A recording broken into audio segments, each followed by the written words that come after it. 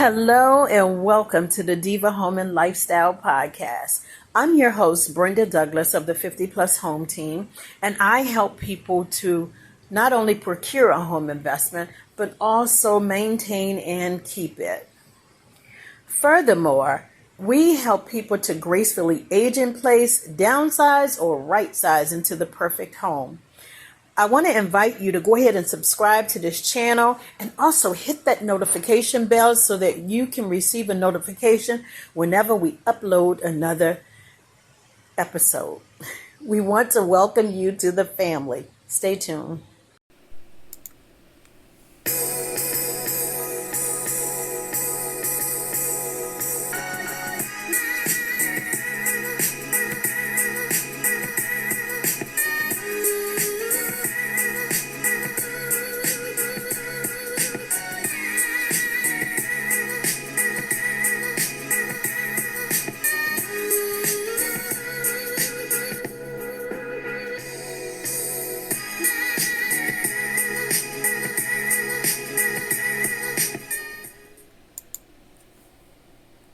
Hello, everyone. It's Brenda Douglas, your senior and agent in place agent here in Prince George's County, Maryland. And I want to talk to you about depersonalizing your space. Depersonalizing your space is when you put away your personal items.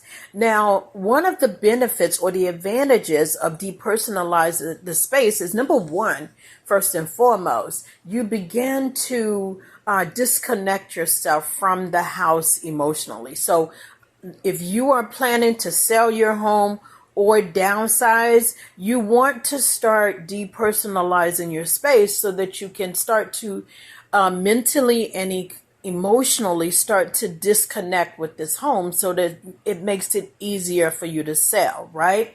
When you are buying the home, you're looking to make the house your home.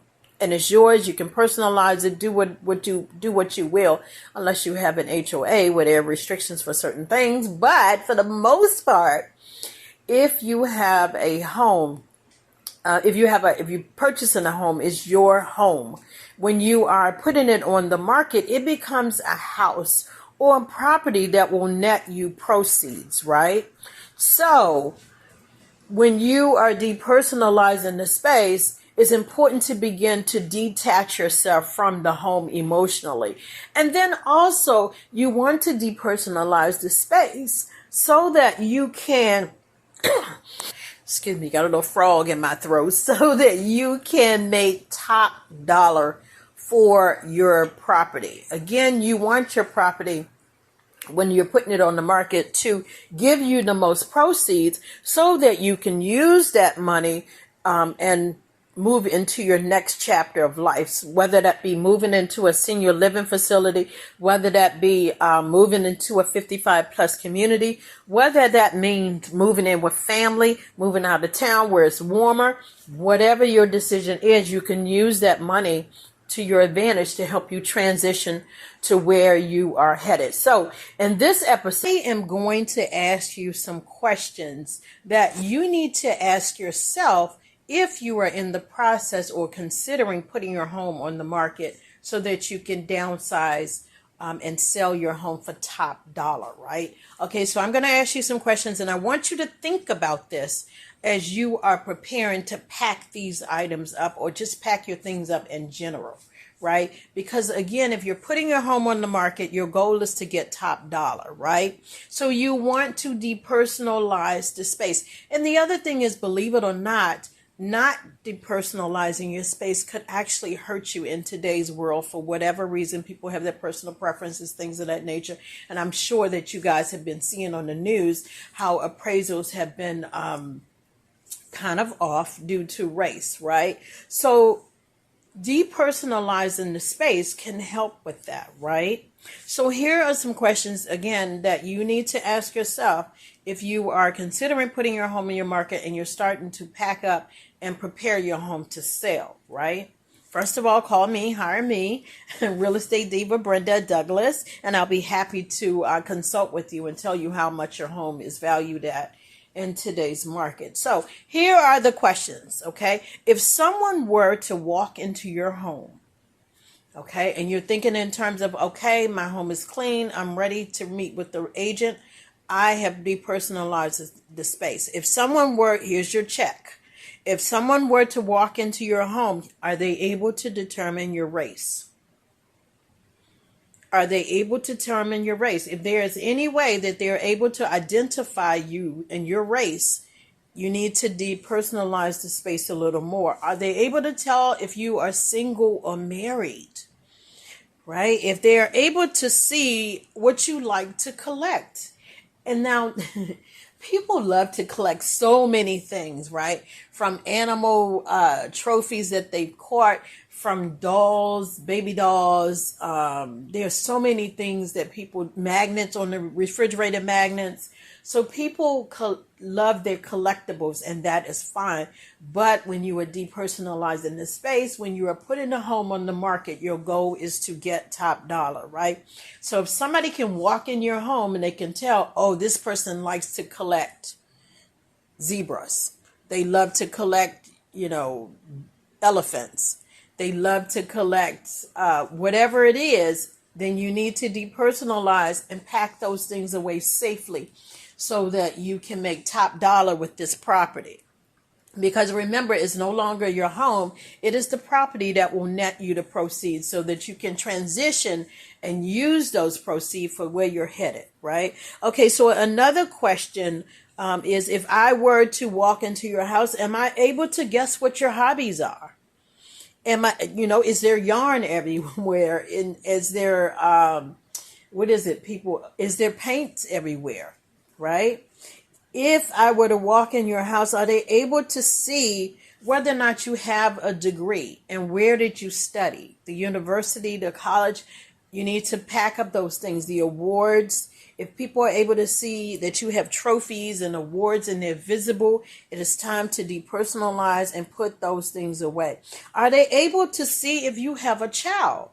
Are they able to see if you are a grandparent, right? If you have grandchildren?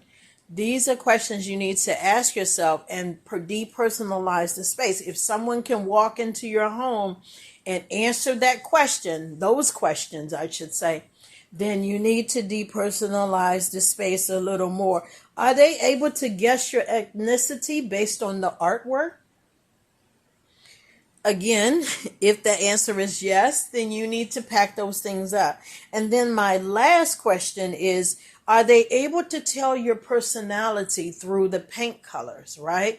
Some people who have bubbly personality, a lot of times they love yellows and those bright colors, peach maybe, bright colors, right? Some people are eccentrics, like they love to define themselves and have their own identity. They love eclectic, anything eclectic, right? So that would be a turquoise wall. Those things, those colors, if someone is able to walk into your home and tell your personality based on the wall color, it is time for you to neutralize that color with a beige and a beige, white, or a gray. And when I say gray, I mean the gray that's closest to the white. I mean the beige that's closest to the white color, right? Don't go dark, because then that kind of, to me, gets into the fine line of your personality and a preference. Whereas when someone comes into your home and they see the depersonalization, it's hard for them to imagine their items in the space. And that's what you want. You want your home to flirt with the buyer. You want your home to make the buyer fall in love with it.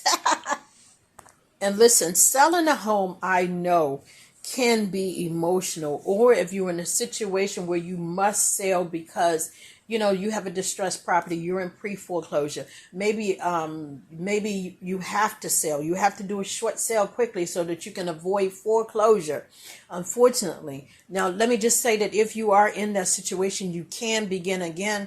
There's a waiting period that you have to do. If you have short sale, bankruptcy, or foreclosure, is 2 to 5 for those bankruptcy. It depends on what type of bankruptcy, but short sale and foreclosure, Those are between 2 and 5 years, depending on the product. And bankruptcy, it depends on the type of bankruptcy, between 2 and 7 years that you can buy again. And it really depends on the loan product, and it depends on the company and whether their willingness to let you begin again or have a second chance. But I just need you to understand that if you've been in those situations, you can begin again, you can rebuild, and you can buy a home again. But like I was saying, selling a home can be an emotional process, right?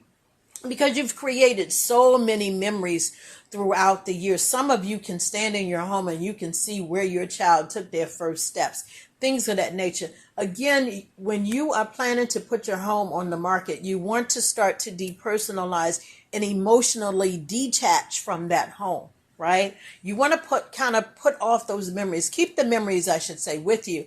But in terms of in that house, you want to start to emotionally detach. So go ahead and pack away those items to depersonalize the space so that you can begin to visually imagine yourself in your new place, and the buyer can imagine themselves in the property that you're going to sell. All right, guys, I really hope that has been helpful. If you need to get in touch with me, you can reach out to me at 50plushometeam@gmail.com. My web address or website is www.50plushometeam.com. And I am Brenda Douglas, your senior and agent and place agent.